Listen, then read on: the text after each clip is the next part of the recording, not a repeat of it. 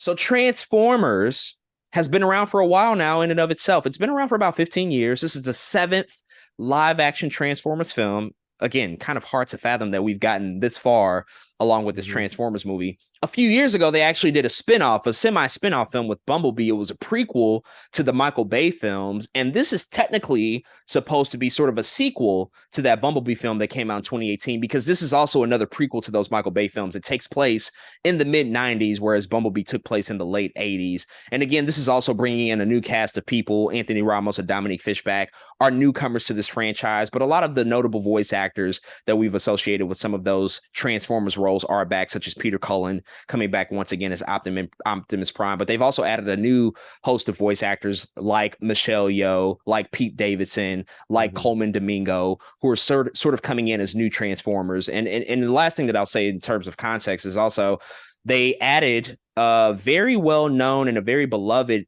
aspect to the Transformers lore and mythos with the addition of the Maximals and the Predacons, which, if you grew up in the 90s and you watched the Beast Wars television series, that was a very seminal TV series for a new generation of Transformers fans. And so they have finally sort of pulled the trigger on adding those characters to this franchise. They sort of teased it and played around with it a few years ago, which Age of Extinction, I think is what it was called. But now we actually have those characters coming in full force into this franchise. And so we got a chance to check out this movie this past weekend. So with all of that out the way, I will pass it over to you, man. What did you think about Transformers Rise of the Beasts? I really like Transformers. I think it's something that's always been part of my childhood. Even that first Transformers in 2007, I think does not get enough credit for what it did, coming out like the year before Iron Man. You know what I mean? Was still Paramount. I don't know, man. I had some arguments with that first Transformers to make, but it had been so bad for so long between the Last Night and Age of Extinction, and it was just a train wreck there for a second for Transformers. They became just loud and noisy and very Michael Bayish, right? That's what Michael Bay is known for, the explosions and a lot of it is exhausting.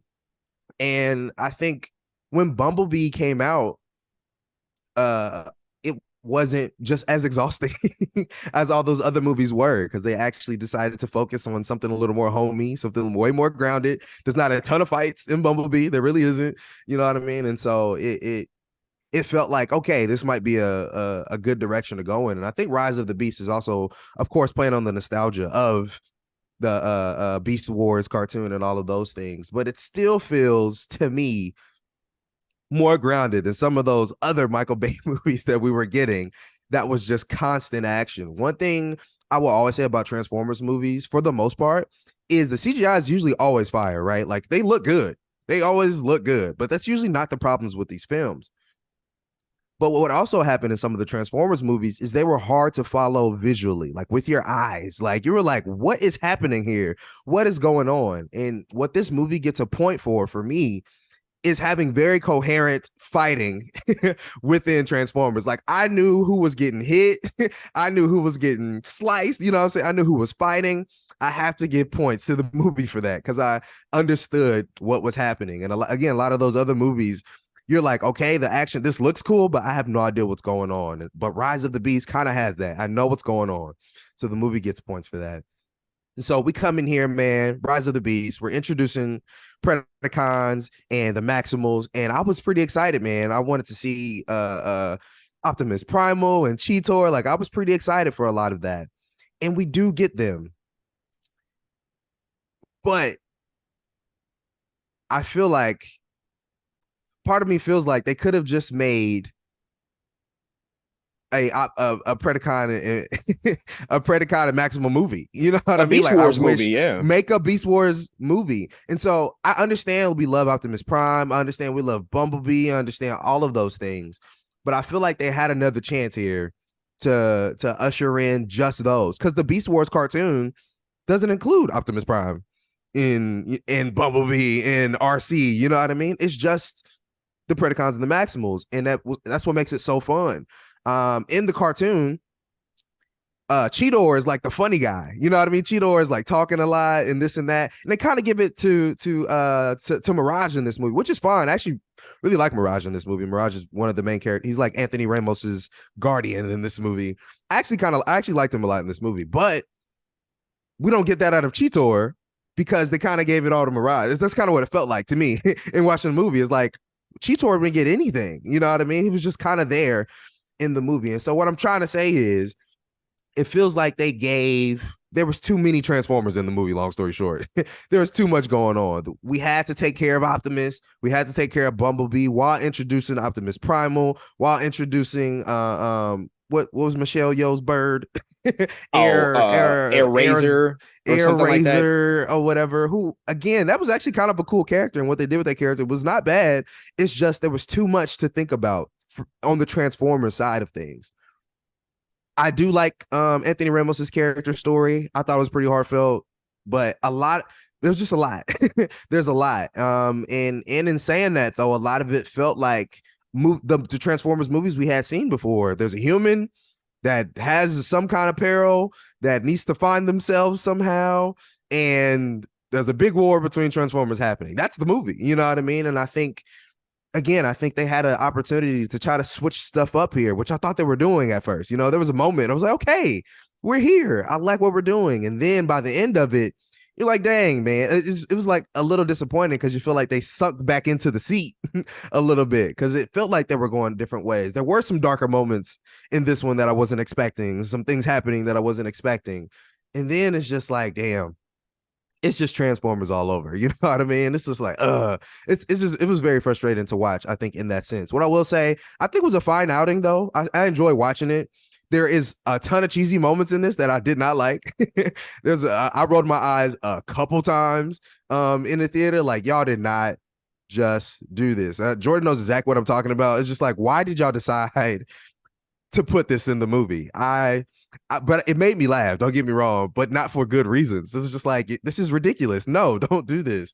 And so the battle sequences, they could use a little bit more style, but they're solid.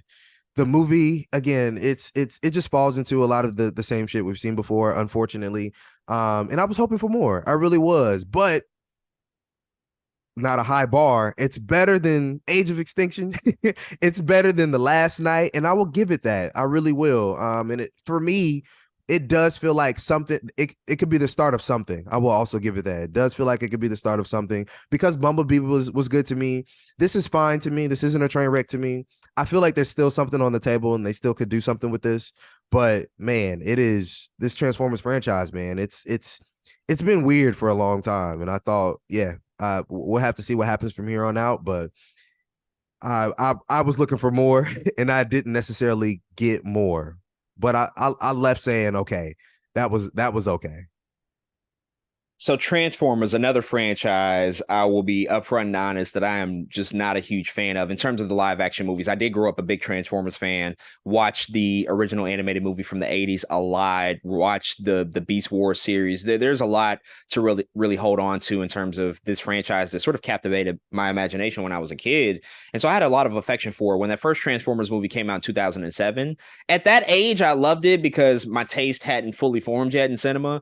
But I loved it for what it was. And I do think that going back and watching it, it's a fine film. And I agree about your points that visually and creatively, it did do a lot for the industry in terms of computer generated effects. It had a lot of importance that way. It doesn't hold up as well for me now just because you see where the franchise ultimately sort of devolved into over the next few movies. And it's unfortunate because I think Michael Bay is a good director. Like Michael Bay is actually an auteur and has a voice and a vision, but he got so bogged down by that franchise for like 10 years. And that's all he did. That's all he made.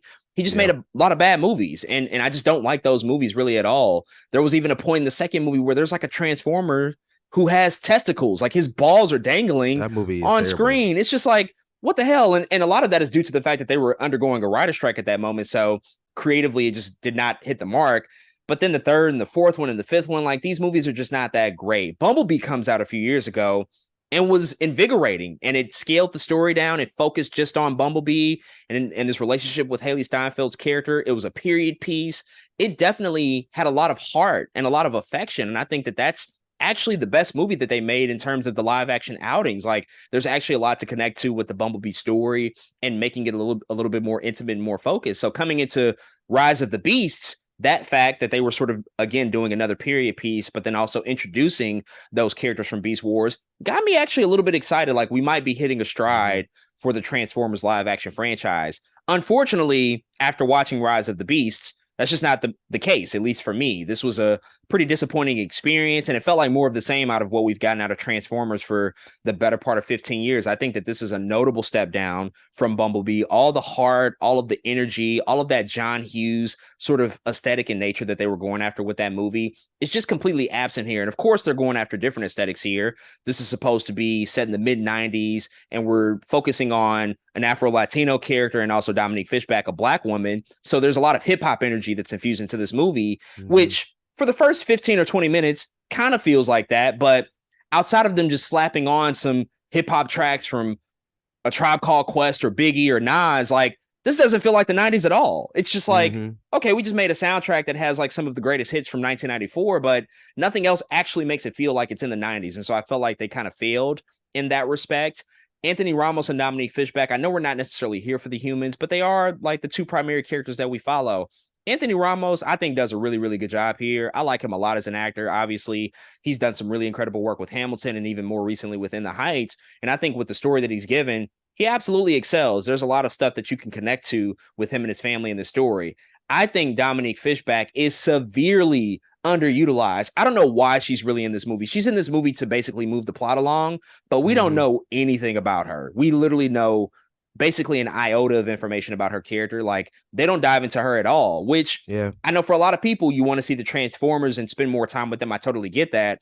But if you're going to have humans that are also like driving the story, then we have to know something. Like, we have to have some pieces to connect to at least make us emotionally invested in who they are and why they're a part of this journey. And I just kind of feel bad for Anthony Ramos and Dominique Fishback because they pretty much have to act this entire movie against nothing. Like, at least with Shia LaBeouf and Megan Fox, like when they were doing this franchise, like, you had a supporting cast. You had Josh Duhamel, you had Tyrese Gibson, you had John Voight and Anthony Anderson. Like, they had a lot of other people to act off of. Anthony Ramos and Dominique Fishback, for, I don't know, 85% of this movie are by themselves acting against CGI and just nothing else out there for them to go off of. So I do got to give them points for being able to pull that off, but I feel really, really bad for them that was kind of the experience that they had to go through.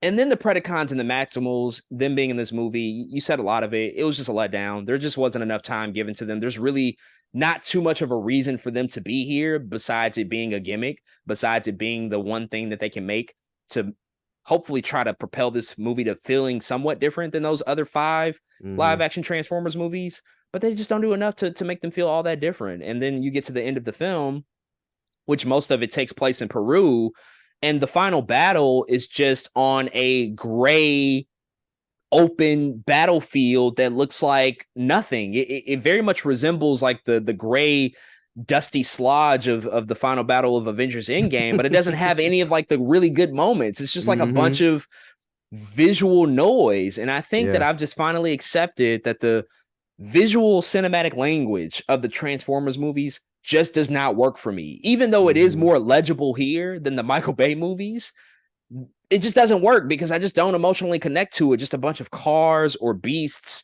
transforming into these, you know, sort of Autobots or Predacons or whatever they might be.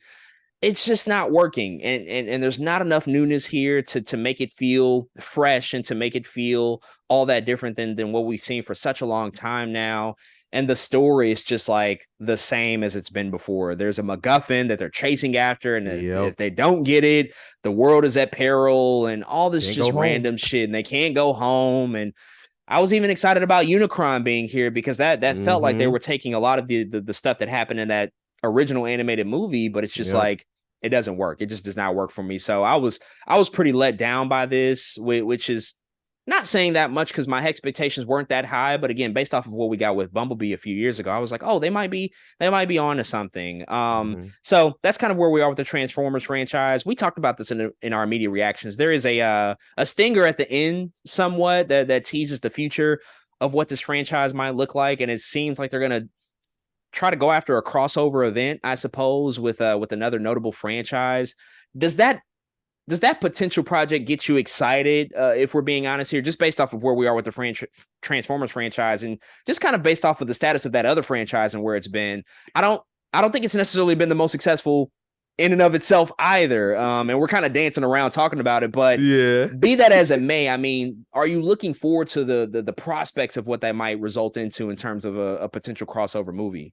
Man, I think in a different world, this would have like broke the internet. You know what I mean? This would have, especially all of us, 90s kids or just millennials in general, we would have went nuts. Like, you know what I'm saying? But given what we've gotten over the past, man, 10 years, when First Transformers come out, over 10 years ago, it is just it's like I have to be like a little excited just because the idea makes so much sense and we knew they were doing this. So I had to have like the smallest ounce of like, okay, I do want to see that.